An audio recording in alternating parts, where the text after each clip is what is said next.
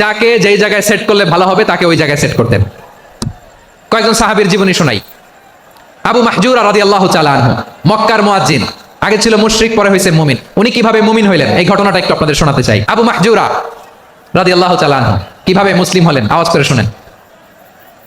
হুনাইনের যুদ্ধ, 8ম হিজরি, বিষ্ণু ঈসা ইসলাম হুনাইনের যুদ্ধ শেষে ফিরতেছেন। প্রতিমধ্যে বেলাল রাদিয়াল্লাহু তাআলা আনহু আজান দিচ্ছেন। কি দিচ্ছেন? তো পাশে ছিল মুশরিকদের একটা পল্লী, কিছু মুশরিক তরুণ, কিছু অমুসলিম কিশোর, তারা আজানকে ব্যঙ্গ করতেছে। আমাদের বাংলায় মুখ ভেঙ্গানো বলে আর কি। বেলাল রাদিয়াল্লাহু তাআলা আনহু আজান দিচ্ছেন, ওই বাচ্চাগুলো মুশরিক, তো ওরা আজানকে ব্যঙ্গ করতেছে, বিকৃতি করে ওরাও আজান দিচ্ছে। উদ্দেশ্য হচ্ছে আজানকে নিয়ে ঠাট্টা করা। উদ্দেশ্য কি? ঠাট্টা করা। ব্যাপারটা মনে কষ্ট পাওয়ার মতো ব্যাপার না? কিন্তু বিশ্বনবী ওইখানে দেখেন কি খুঁজলেন। বিশ্বনবী খেয়াল করলেন অমুসলিম কিশোরদের মধ্য থেকে একটা কিশোরের গলাটা বড় দরাজ গলা, কণ্ঠটা বড় সুন্দর। খেয়াল করে দেখলেন যে কিছু কিশোর বেলালের আজানকে ব্যঙ্গ করে, বিকৃতি করে, কিন্তু একজনের কণ্ঠ দেখতে পাচ্ছেন না এত দূরে, কিন্তু কণ্ঠটা বড় সুন্দর, দরাজ গলা। বিশ্বনবী সাহাবীদেরকে বললেন, ধরো এগুলারে, ধরো। সবগুলারে ধরে বিশ্বনবী সামনে আনা হলো। ওরা হাঁটু গেড়ে বসলো। বিশ্বনবী বললেন, তোমাদের মধ্যে কে যেন ব্যঙ্গ করে আজান দিচ্ছিল, তার গলাটা বড় উঁচু, গলার বেসটা বড় মজবুত, মেলোডিয়াস, সুমধুর কণ্ঠ, কে? আবু মাহজুরা বলে, আমার বন্ধুরা সবাই আমার দিকে আঙ্গুল দেখায়, আমি পড়ে গেছি বিপদে। রাসূল সাল্লাল্লাহু আলাইহি ওয়াসাল্লাম বাকি অমুসলিম তরুণদেরকে ছেড়ে দিলেন, বললেন তোমরা যাও। এবার আবু মাহজুরারে পাইছে। আবু মাহজুরার চুলের মধ্যে হাত দিলেন বিশ্বনবী, মাথায় হাত দিয়ে বললেন, এবার আজান দাও দেখি। আবু মাহজুরা বলে, আমি তো আজান দিতে জানি না, কারণ আমি তো বেলালেরটা শুইনা দিছি, আমার তো মুখস্থ নাই, আমি তো আজান দিতে জানি না। বিশ্বনবী বললেন, জানো না? তাহলে আসো, আমি তোমারে শিখাই দেই। সুবহানাল্লাহ পড়ো। আবু মাহজুরা হাঁটু গেড়ে বসে, বিশ্বনবীর মোবারক হাত আবু মাহজুরার চুলের মধ্যে। বিশ্বনবী আজানের মুআল্লিম আবু মাহজুরাকে বলতেছে, ঠিক আছে তোমারে শিখাই দিচ্ছি, আমি যা যা বলবো আমার সাথে সাথে বলো, পারবা? আবু মাহজুরা বলে, পারবো। বিশ্বনবী আজান দিচ্ছেন, মাথায় হাত দিয়ে আল্লাহু আকবার,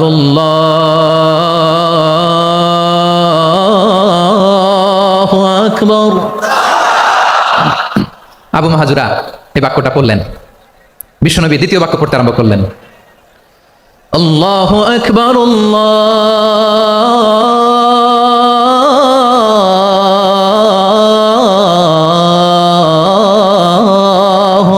আকবার। আবু মাহজুরা এই বাক্যটা বললেন। বিশ্বনবী আবু মাহজুরার মাথার মধ্যে হাত দিয়ে তৃতীয় বাক্য বললেন, আশহাদু আল্লা ইলাহা ইল্লাল্লাহ।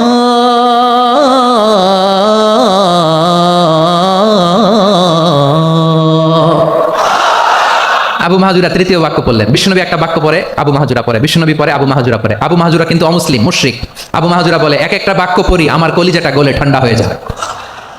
এতদিন মোহাম্মদকে গালি দিতাম, এখন মোহাম্মদ আমার মাথায় যখন হাত রাখছে আমার সারা শরীর ঠান্ডা হয়ে গেছে। বিশ্বনবী আজান শিখাচ্ছেন, একটা একটা বাক্য পড়ে আবু মাহজুরাও পড়ে, বিশ্বনবী পড়ে, আবু মাহজুরাও পড়ে।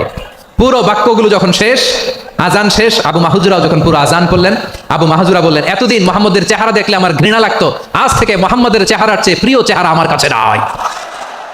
আবু মাহজুরা বললেন, ও মুহাম্মদ, আজানের বাক্য তো আপনি আমারে শেখালেন, এখানেই শেষ করবেন না, আপনি আমারে পড়ায় দেন, লা ইলাহা ইল্লাল্লাহু মুহাম্মাদুর রাসূলুল্লাহ সাল্লাল্লাহু আলাইহি ওয়াসাল্লাম। বিশ্বনবীর সাথে দাঁড়িয়ে উনি শাহাদা পড়ে মুসলমান হয়ে গেলেন। এবার আবু মাহজুরা বলে, ইয়া রাসূলুল্লাহ, ইয়া হাবিবাল্লাহ, আমি মুমিন হয়েছি, মুসলমান হয়েছি, আপনার কাছ থেকে আজান শিখার সৌভাগ্য আমি লাভ করেছি। নবী আমার কণ্ঠের বড় তারিফ করেছেন, আপনি আমার আজানকে আপনি পছন্দ করেছেন। একটা জিনিস আপনার কাছে চাই, আপনি আমাকে মক্কার মসজিদুল হারামের মুয়াজ্জিন হিসেবে অ্যাপয়েন্ট করে দেন। বিষ্ণু ঈসা ইসলাম বললেন, যাও আবু মাহজুরা, আমি তোমাকে পৃথিবীর শ্রেষ্ঠতম মসজিদ মক্কার মসজিদুল হারামের মুয়াজ্জিন হিসেবে অ্যাপয়েন্ট করে দিলাম। দেখছেন কিভাবে ট্যালেন্ট হান্টিং করতে হয়, কিভাবে হিউম্যান রিসোর্স মানব সম্পদকে ব্যবহার করতে হয়। আসছিল আজানকে ভেঙাইতে, আসছিল কেন? আজানকে ব্যঙ্গ করার জন্য, বিকৃত করার জন্য। আজানকে বিকৃত করতে যে ইসলামের সবচেয়ে শ্রেষ্ঠ মসজিদের মুয়াজ্জিন হয়ে গেল। পড়েন সুবহানাল্লাহ। হযরত আবু মাহজুরা রাদিয়াল্লাহু তাআলা আনহু ওনার এই সুললিত কণ্ঠ ব্যবহার করে মসজিদুল হারামে এত সুন্দর করে আল্লাহু আকবার বলে আজান দিতেন। মানুষগুলোর, মুসল্লিগুলোর, মক্কাবাসীর হৃদয়কে তিনি বিগলিত করে দিতেন, মানুষের হৃদয়কে ঠান্ডা হয়ে যেত। শুধু এখানেই শেষ না আমার যশোরের ভাইয়েরা। বিশ্বনবী যখন সাইয়েদনা আবু মাহজুরা রাদিয়াল্লাহু তাআলা আনহুকে আজান শিখাচ্ছিলেন, বলেন তো বিশ্বনবীর হাতটা কোথায় ছিল? আবু মাহজুরার মাথার সামনে, এই চুলের উপরে ছিল। আবু মাহজুরা ওই স্মৃতিটাকে ধারণ করবার জন্য, ওই স্মৃতিকে বহন করার জন্য বিশ্বনবীর মোবারক হাত আবু মাহজুরার কপালের চুলের যেই জায়গায় লেগেছে, মৃত্যুর আগের দিন পর্যন্ত আবু মাহজুরা মাথার ওই চুলে কোনোদিন ছুরি আর কামার লাগায় নাই, সেখানে কেচি লাগায় নাই, চুলের মধ্যে খুর লাগায় নাই। আবু মাহজুরা ডান দিকের চুল কাটতো, বাম দিকের চুল কাটতো, পেছনের চুল কাটতো, সামনের চুল কাটতো না। আবু মাহজুরা রাদিয়াল্লাহু তাআলা আনহুর সামনের চুলগুলো বড় হতে হতে যখন এত বড় হয়ে যায়, তিনি চুলগুলো পেঁচিয়ে মাথার মধ্যে রাখতেন, তারপরে তিনি পাগড়ি পরতেন। সবাই জিজ্ঞেস করতো, আবু মাহজুরা এটা আবার কেমন স্টাইল, দেখতে তোমার কি বিদঘুটে লাগে, কেমন অড লাগে, কেমন খারাপ দেখা যায়। মক্কায় এমন কোনো মানুষ তো দেখি নাই, ডানে চুল কাটে, বায়ে চুল কাটে, পেছনে চুল কাটে, সামনে কাটে না। ওরে আবু মাহজুরা কেমন দেখা যায় তোমারে, তুমি সামনের চুল কাটো না কেন? আবু মাহজুরা বলে, আমি হাঁটু গেড়ে পেয়ারা নবীর সামনে বসেছিলাম, আমার এই মাথার চুলের মধ্যে মোবারক হাত লাগিয়ে বিশ্বনবী নিজে আমাকে আজানের প্রতিটা বাক্য শিক্ষা দিয়েছেন। বিশ্বনবীর মোবারক হাত, পবিত্র হাত আমার মাথার চুলের যেই জায়গায় লেগেছে, আমি চাই ওই চুলগুলা নিয়ে আমি আমার কবরের ভিতরে যাব। সাইয়েদনা আবু মাহজুরা রাদিয়াল্লাহু তাআলা আনহু ইন্তেকালের আগের পর্যন্ত মাথার সামনের চুলগুলা কাটে নাই, মাথার সামনের চুল তিনি কাটেন নাই। সুবহানাল্লাহ বিহামদি। কেমন কি নবী আমরা পেয়েছি! He was a very good talent hunter. আমার নবী তিনি চৌকস ট্যালেন্ট হান্টার ছিলেন। কার মধ্যে কি প্রতিভা বের করতেন, ওই প্রতিভাকে ইসলামের কল্যাণে কাজে লাগাতেন। তারা খেলার পরে পুরো স্টেডিয়ামটারে ক্লিন করে, the fan base of Japan, লক্ষ লক্ষ মানুষ খেলা দেখতে যায়, তো এত ডাস্টবিনও তো নাই, তো যারা ডাস্টবিনে জায়গা পায় নাই, তারা এই যে চকলেটের প্যাকেট, পানির বোতল, চিপসের প্যাকেট তারা এদিকে সেদিকে রেখে দিয়েছে। জাপানের ভক্তরা, জাপানের ফলোয়াররা as a part of their celebration, তারা খেলার পরে পুরো স্টেডিয়ামের সব ময়লা আবর্জনা ক্লিন করে তারপরে বিদায় নিয়েছে। তাদেরকে কি ক্লিন করার দায়িত্ব দেওয়া হয়েছিল? তারা কি স্টেডিয়ামের পরিচ্ছন্নতা কর্মী? তাদের আকল, তাদের সিক্স সেন্স তাদেরকে বলেছে। ছোটবেলা থেকে জাপান গভর্নমেন্ট ওদেরকে এত পরিচ্ছন্নতা শেখায়, ক্লিনলিনেস অ্যাওয়ারনেস ক্যাম্পেইন করায়। ক্লাসে আমি দেখেছি, ক্লাসে নিজের বেঞ্চ নিজে মুছে, ক্লাসের মাঝখানে একটা সময় দেয়, নিজের টেবিল নিজে মুছে, নিজের ক্লাসরুমটা নিজে পরিষ্কার করে, রাস্তাঘাটে একটা ধুলা নাই, ময়লা নাই, একটা টিস্যু নাই। খেলার পরে গোটা বিশ্বকে তাক লাগিয়ে দিয়েছে। জাপানের ফ্যানরা সবার রেখে যাওয়া গার্বেজ, টিস্যু, বোতল পরিষ্কার করে তারপরে স্টেডিয়াম থেকে বিদায় নিয়েছে। আমরা কেন এমন হতে পারলাম না? জাপানের যারা এগুলো করছে ওদের তিনটা করে চোখ না, চোখ তো তিনটা, জাপানো লাগো, জাপানো লাগো, হাত তো চারটা, কান তো ছয়টা, হ্যাঁ? নাকি আমার মতো দুই হাত দুই কানালা মানুষ? চোখে দেখলে ওটা মানুষ না। চিন্তা করছেন? তার মানে জাপানিজদেরকে যে গ্রুমিং করে শেখানোর মাধ্যমে পরিচ্ছন্ন বানানো গেছে, ওরা যেমনি মানুষ আমরাও মানুষ। আমাদের সন্তানদেরকে শেখালে তারাও পারবে, পারবে কিনা? 2 নম্বর উদাহরণ বলি। চট্টগ্রাম ফেনীতে যারা গিয়েছেন, মেঘনা গোমতী ব্রিজ প্রকল্প নাম শুনছেন? মেঘনা একটা ব্রিজ পার হওয়া লাগে, এই মেঘনা গোমতী, এখানে 3টা ব্রিজ, কাঁচপুর সহ এই 3টা ব্রিজের নির্মাণ কাজ, রেনোভেশনের কাজ দেওয়া হয়েছিল জাপানের একটা কোম্পানিকে। কাকে? জাপানের কোম্পানি। নির্মাণ শেষে 738 কোটি টাকা বেঁচে গেছিল, এটা গভর্নমেন্টের হাতে দিয়ে তারা বিদায় নিয়েছে। কত টাকা? 738 কোটি টাকা। যত প্রাক্কলিত ব্যয় নির্ধারণ করা হয়েছে সব টাকা সরকার, তৎকালীন সরকার 2019-এর সরকার, কারা ছিল তো জানেন? এই 2019-এর সরকার তাদেরকে দিয়েছে। তারা রিনোভেশন নির্মাণ শেষে 738 কোটি টাকা অতিরিক্ত বেঁচে গেছিল, এটা আবার গভর্নমেন্টের হাতে বুঝাই দিয়ে তারা বিদায় নিচ্ছে। আমরা কেন এমন হইতে পারলাম না? জাপানের ওরাও মানুষ, আমরাও মানুষ, তার মানে মানুষে মানুষে পার্থক্য আছে না নাই? আচ্ছা, জাপানের 2টা উদাহরণ দিলাম, এবার আমার দেশের 2টা উদাহরণ দিব না?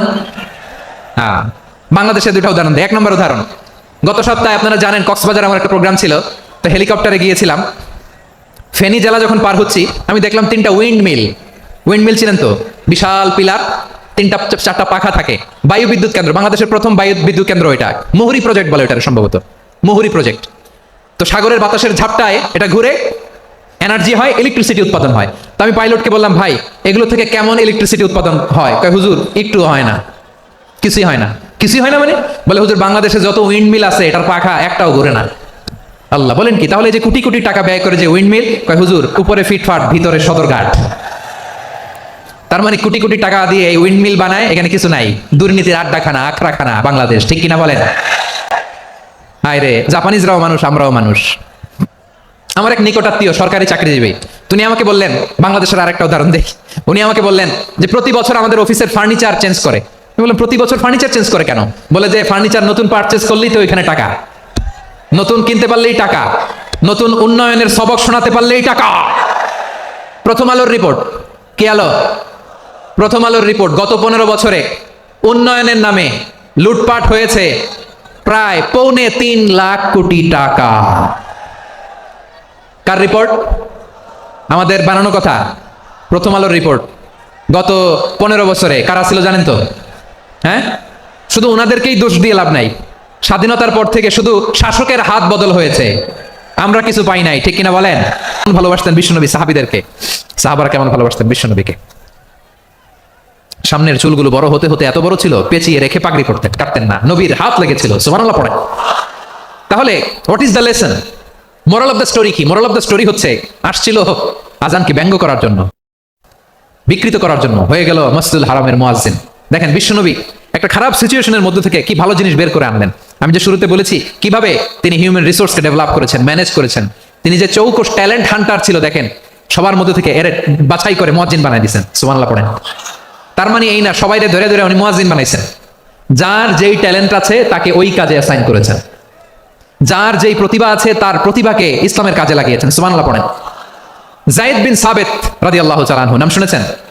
বিশ্বনবী দেখলেন মদিনার এই আনসারী সাহাবী হাইলি ট্যালেন্টেড, ইন্টেলেকচুয়াল, মেরিটোরিয়াস, জ্ঞানের প্রতি তার আকর্ষণ, মারাত্মক আকর্ষণ। বিশ্বনবী তাকে দায়িত্ব দিলেন, কোরআন যা নাজিল হয় তুমি লিখো, কাতিবুল ওয়াহি বানাই দিলেন। সুবহানাল্লাহ। যায়েদ বিন সাবিতের আবার আজান শেখান নাই, কারণ তার মধ্যে বিশ্বনবী প্রতিভা দেখেছেন, একাডেমিক প্রতিভা। বিশ্বনবীর একাডেমিক প্রজেক্টগুলো তিনি হ্যান্ডেল করতেন। যায়েদ বিন সাবিত ছিল বিশ্বনবীর ব্যক্তিগত সচিব। কি ছিল? ব্যক্তিগত সচিব। বোঝেন নাই? বিশ্বনবীর ব্যক্তিগত সচিব এবং দোভাষী। ইহুদিরা কিছু লিখে দিলে এটার অর্থ বিশ্বনবীরে বুঝাই দিতেন, আবার ইহুদিদের কাছে কিছু লিখতে হলে তিনি লিখে দিতেন। বিশ্বনবী একদিন বললেন, ইন্নী ওয়াল্লাহি মা আমানু ইয়াহুদা আলা কিতাব। ইহুদিরা যে চিঠি পাঠায় অর্থ তো বুঝি না, আরেক ইহুদি আইনে অর্থ করা লাগে। আবার ইহুদিদের কাছে কিছু লিখে পাঠাইতে চাইলে আমরা তো লিখতে পারি না, ইহুদিরে দিয়ে লেখা লাগে। ওরা যে পয়রা শোনায় লিখে দেয়, আমি ওদের বিশ্বাস করি না। আমার নিজের একজন লোক দরকার। বিশ্বনবী এই যায়েদ বিন সাবিতকে চুজ করলেন ল্যাঙ্গুয়েজের জন্য। উনি বললেন, যায়েদ তোমার সফট স্কিলকে ডেভেলপ করতে হবে, তুমি হিব্রু ল্যাঙ্গুয়েজ শিখে ফেলো। যায়েদ বিন সাবিত বলল, বিশ্বনবীর মোটিভেশন আর ইন্সপিরেশন পেয়ে আমি 15 দিনে ইহুদিদের এই হিব্রু ল্যাঙ্গুয়েজ শিখে ফেললাম। শুধু শিখে ফেললাম না, হাত্তা হাদিকতু, even I became master in the language. এই ভাষা আমি পারদর্শী হয়ে গেলাম। এরপর ইহুদিরা চিঠি নাজিল হলে সাহাবারা ওটের চামড়ায় লিখে ফেলতো, ওটের চ্যাপ্টা হাড্ডির মধ্যে লিখে ফেলতো, গাছের গুড়ির মধ্যে লিখে ফেলতো। বিভিন্ন জনের কাছে ছড়ানো ছিটানো ছিল। আবু বকর রাদিয়াল্লাহু তাআলা আনহু একসাথে করলেন, পরবর্তীতে উসমান রাদিয়াল্লাহু তাআলা আনহু একসাথে করলেন। 114 সূরার এখন এই মুসহাফ, এই কম্পাইলেশন, এই কপি আমরা পেয়েছি, যার হিউজ কন্ট্রিবিউশন ছিল। এই পুরো কোরআন কম্পাইলেশনের প্রজেক্ট ম্যানেজার ছিল যায়েদ বিন সাবিত রাদিয়াল্লাহু তাআলা। কোরআন কম্পাইলেশনের প্রজেক্ট ম্যানেজার। দেখেন উনারে মাথায় হাত দিয়ে আজান শিখায় নাই। সুবহানাল্লাহ কইবেন না? তাহলে প্রথম সাহাবী আবু মাহজুরাকে মুয়াজ্জিন বানাইলেন, যায়েদ বিন সাবিতকে ব্যক্তিগত সচিব আর দোভাষী বানালেন। হিউম্যান রিসোর্স ডেভেলপমেন্ট কিভাবে করবেন, মানব সম্পদের উন্নয়ন কিভাবে করতে হয়, কিভাবে যার যেখানে প্রতিভা কাজে লাগাতে হয় উনি দেখিয়েছেন। সুবহানাল্লাহ পড়বেন না? খালিদ বিন ওয়ালিদ কি ছিলেন? বীর যোদ্ধা, কিন্তু তিনি ইসলাম ধর্ম গ্রহণ করেছেন অনেক দেরিতে, 8ম হিজরিতে। তার মানে 8ম হিজরির আগে উনি মুশরিকদের পক্ষে লড়াই করেছেন। ওনার হাতে কত মুসলিম সাহাবী যে নিহত হয়েছে হিসাব নাই। বিষ্ণুনবী টার্গেট করে রাখছে, তুমি আমাদের মুসলিমদের এত ক্ষতি করলা, তুমি যখন মুসলমান হবা তোমারে দিয়ে আমি এমন কাম করামু যেটা আর কেউ করতে পারবে না। খালিদ বিন ওয়ালিদ রাদিয়াল্লাহু তাআলা আনহু 8ম হিজরিতে মুসলিম হয়েছেন, মক্কা বিজয়ের আগে। তো মক্কা বিজয়ের আগে যখন মুসলিম হয়েছেন, এর আগে কি করছেন? কাফিরদের সাথে যুদ্ধ করেছেন। উনি উহুদের যুদ্ধে মুসলমানদের যে পরাজয় ভাব, কঠিন পরিস্থিতির মুখোমুখি ওনার কারণে পেছন থেকে এমন আতর্কিত আক্রমণ করেছেন, মুসলমানদেরকে কচুকাটা করেছেন। 8ম হিজরিতে আল্লাহ তাআলা হেদায়েতের নূর দিয়ে ওনার হৃদয়টাকে উজালা করে দিলেন। লা ইলাহা এটা এমন বাণী যার হৃদয় একবার টাচ খাবে, এইটা থেকে সে আর পালিয়ে বেড়াতে পারে। ঝিনুকের ভেতর লুকিয়ে থাকে যেমন মতি, ঝিনুকের ভেতর লুকিয়ে থাকে যেমন মতি, কালমা শাহাদাতে আছে আল্লাহর জ্যোতি, কালমা শাহাদাতে আছে আল্লাহর জ্যোতি। ঠিক কিনা বলেন? মক্কা বিজয়ের আগে মুসলিম হলেন, হওয়ার পরেই বিশ্বনবীর টার্গেট ফুলফিল হলো। ওই যে টার্গেট করে রেখেছেন আর দোয়া করেছেন, খালিদ বিন ওয়ালিদ যদি মুসলিম হয় তাকে আমি মিলিটারি চিফ বানাবো। ওনাকে আজান শিখান নাই, ওনারে কান ধরে নামাজের এই মাথা থেকে ওই মাথা আনান নাই, ফিকহি কোরআনের সূক্ষ্ম তাফসীর ওনারে শিখান নাই, অ্যাম্বাসেডর বানান নাই। বিষ্ণু ইসলাম ওনাকে সামরিক অভিযানে প্রেরণ করেছেন। সামরিক অভিযানে তিনি প্রেরণ করেছেন। ওনার জীবদ্দশায় ওনার নেতৃত্বে যতগুলো যুদ্ধ হয়েছে, একটা যুদ্ধেও তিনি পরাজয় বরণ করেন নাই। ওমর ফারুকের সময়কালে তিনি চিফ অফ মুসলিম মিলিটারি, মানে মুসলিম সেনাপতি হয়েছেন। তাহলে কিভাবে হিউম্যান রিসোর্স ব্যবহার করতে হয় গোটা বিশ্ব আমার নবীর কাছ থেকে শিখে নাও। খালিদ বিন ওয়ালিদ, ওনাকে বিশ্বনবী একটা উপাধি দিয়েছেন। উপাধিটা হচ্ছে সাইফুল্লাহিল মাসলুল, আল্লাহর নাঙ্গা তরবারি, আল্লাহর খোলা তরবারি, দ্য ওপেন সোর্ড অফ আল্লাহ। খালিদ বিন ওয়ালিদ মুসলিম সেনাপতি। হাসান বিন সাবেত রাসূলের সভাকবি, কালচারাল হিজিমনিকে ডিফিট করার জন্য উনি ভালো অস্ত্র চালানো জানতেন না, ওই কাজে উনি যেতেন না। উনার ছিল কাব্য প্রতিভা। কাফিররা কবিতা দিয়ে নবীকে গালি দিত, বিশ্বনবী বলতেন, ইয়া হাসান আজিব আন রাসূলিল্লাহ, তুমি নবীর হয়ে কাফেরদের এই কথাগুলোর জবাব দাও। বিশ্বনবীর একটা মিম্বার ছিল, বিশ্বনবীর মিম্বারের পাশাপাশি মসজিদে নববীতে এই হাসান বিন সাবিতের জন্য বিশ্বনবী একটা স্পেশাল মিম্বার বানিয়ে দিয়েছেন। এখান থেকে তুমি জবাব দাও। এবং বিশ্বনবী বলেছেন, আল্লাহুম্মা আইয়িদহু বিরূহিল কুদুস, আল্লাহ হাসান আমার পক্ষে জবাব দেয়, তুমি জিব্রাইল মারফত তাকে সাহায্য পাঠাইয়া দিও। রাসূল সাল্লাল্লাহু আলাইহি ওয়াসাল্লামের সভা কবি, the poet of the prophet, নবীর কবি। তিনি কবিতা দিয়ে, এমন উচ্চাঙ্গের ভাষায় কবিতা দিয়ে তিনি জবাব দিতেন, কাফিরদের গা শিহরে যেত, তাদের হৃদয়ে আগুন ধরে যেত। তাহলে এরকম কবিরও দরকার আছে না নাই? এখন যাকে আল্লাহ দিছে কাব্য প্রতিভা, এরা যদি আপনি যুদ্ধের ময়দানে পাঠান হবে? যারে দিছে সুরেলা গলা, এরা যদি অ্যাম্বাসেডর বানান হবে না। হাসান বিন সাবিত ছিলেন বিষ্ণু ইসলামের কবি। হুযায়ফা ইবনুল ইয়ামান বিশ্বনবীর গোয়েন্দা বিভাগের প্রধান। কিসের প্রধান? হুযায়ফা ইবনুল ইয়ামান, ওনার ছিল ডিটেকটিভ মাইন্ড, গোয়েন্দা বিভাগের প্রধান। এবং উনি হচ্ছেন সাহিবু সিররি রাসূলিল্লাহ, রাসূল সাল্লাল্লাহু আলাইহি ওয়াসাল্লামের গোপন তথ্যের ধারক বাহক। নবীর যেই কথা কেউ জানে না, সব হুযায়ফার পেটের ভিতরে ছিল। সুবহানাল্লাহ পড়েন। লিখে পাঠালে আর কোনো ইহুদি ডাকা লাগতো না, আমি নবীর এটার অর্থ শুনে পরে বুঝাই দিতাম। আবার ইহুদিদের কাছে চিঠি লেখা লাগলে আমি যায়েদ বিন সাবিত চিঠি লিখে দিতাম। সুবহানাল্লাহ। দেখেন, এত সাহাবীর মধ্যে থেকে বিশ্বনবীর একাডেমিক প্রজেক্ট, ব্যক্তিগত সচিব, দোভাষী হিসেবে তিনি যায়েদ বিন সাবিতের মতো তরুণকে নির্বাচিত করেছেন। কেমন ট্যালেন্ট হান্টার ছিল আমার নবী! সুবহানাল্লাহ পড়বেন না?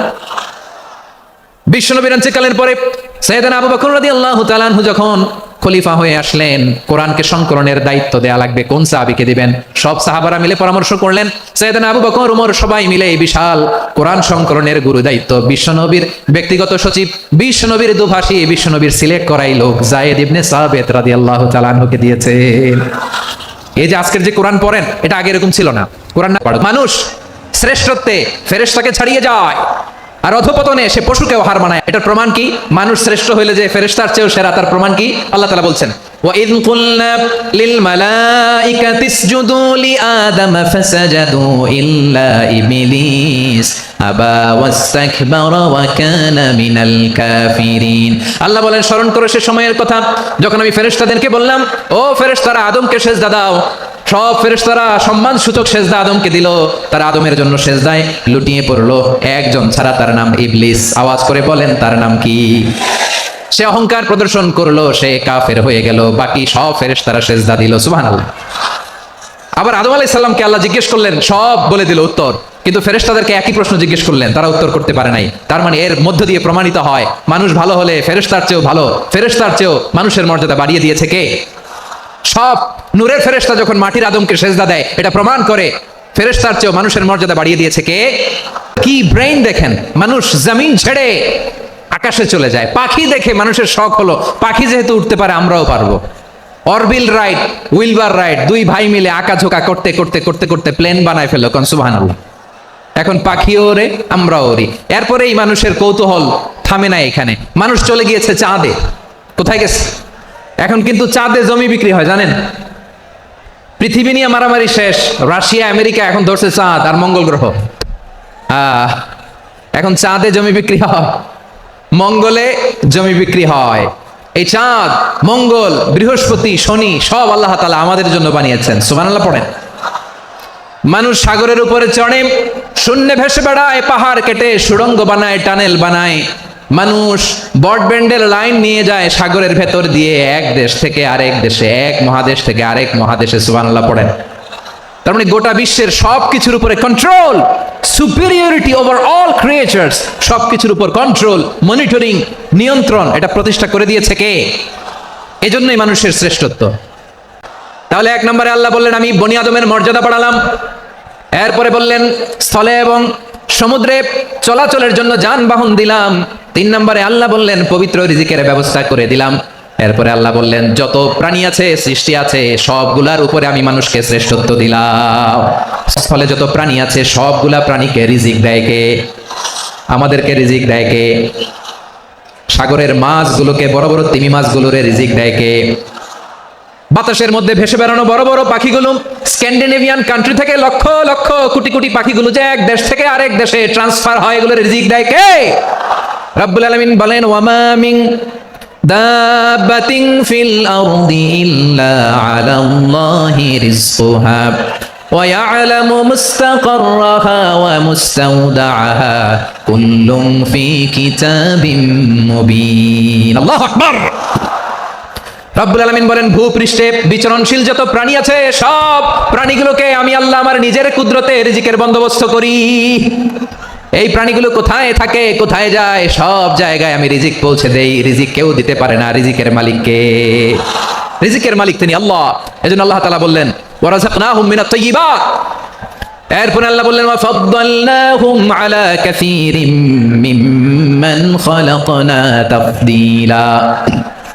আমি যত প্রাণী সৃষ্টি করেছি সকল প্রাণীর মধ্যে মানুষের মর্যাদা শ্রেষ্ঠত্ব আমি দিয়েছি। সুবহানাল্লাহ পড়েন। একবার সিমেন আউট হলে সেখানে 20 কোটি শুক্রাণু থাকে, ভ্রমণ শুরু করে। ওই 20 কোটি শুক্রাণুর মধ্যে থেকে তুমি আমি আজকে এক বিকশিত শুক্রাণু মানব রূপে পৃথিবীতে এসেছি। সুবহানাল্লাহ।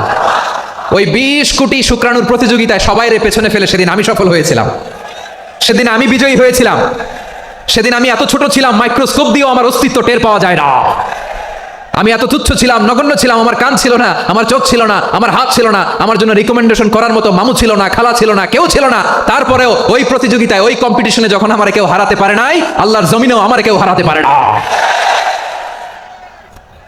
হারার জন্য তোমার জন্মই হয় নাই, তুমি আসছোই জিতার জন্য। সুবহানাল্লাহ। বিশ্বনবী বলেন আন্নাসু মাআদিন কামাআদিনি যাহাবি ওয়াল ফিদ্দা খিয়ারুহুম ফিল জাহিলিয়াতি খিয়ারুহুম ফিল ইসলাম। Peoples are like mines of gold and silver. সোনার খনি, রূপার খনি, এর চেয়েও বড় খনি হচ্ছে এই মানব সম্পদের খনি। আওয়াজ করে বলেন আল্লাহু আকবার। আল্লাহ তাআলা এই সম্পদ আমাদেরকে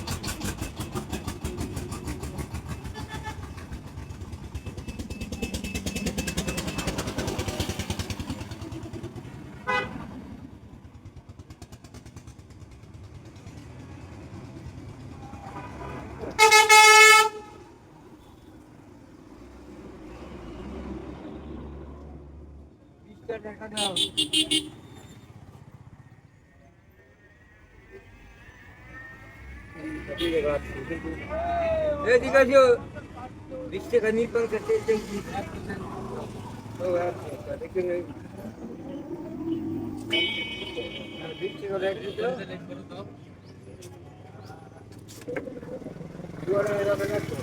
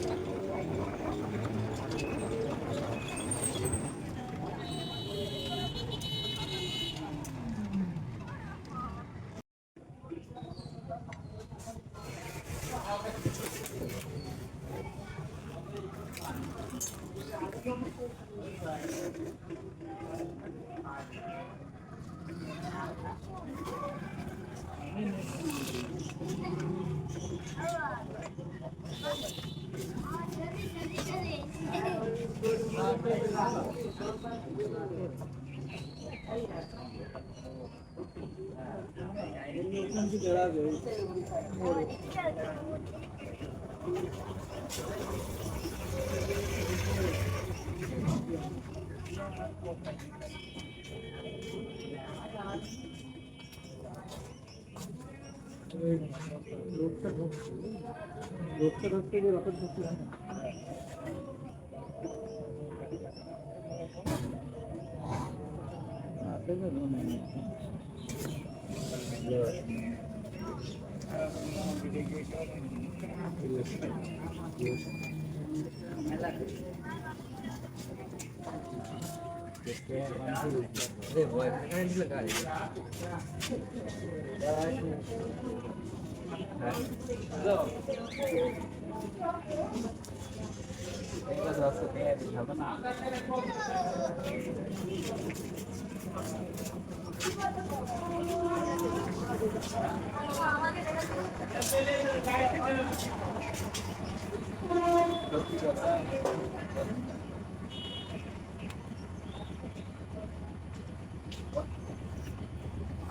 কিছু তাহলে তো দিন না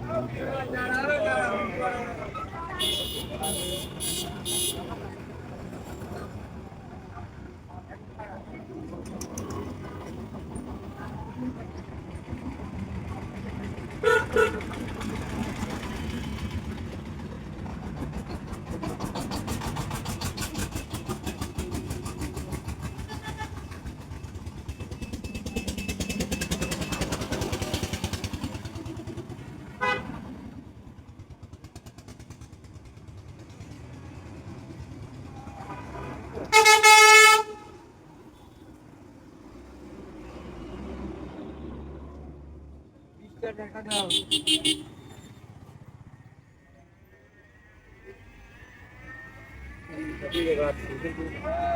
এদিকে আসো।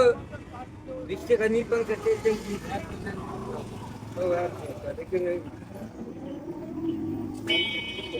20 টাকা রেট দিতে। দুয়ারে যাবে না তো।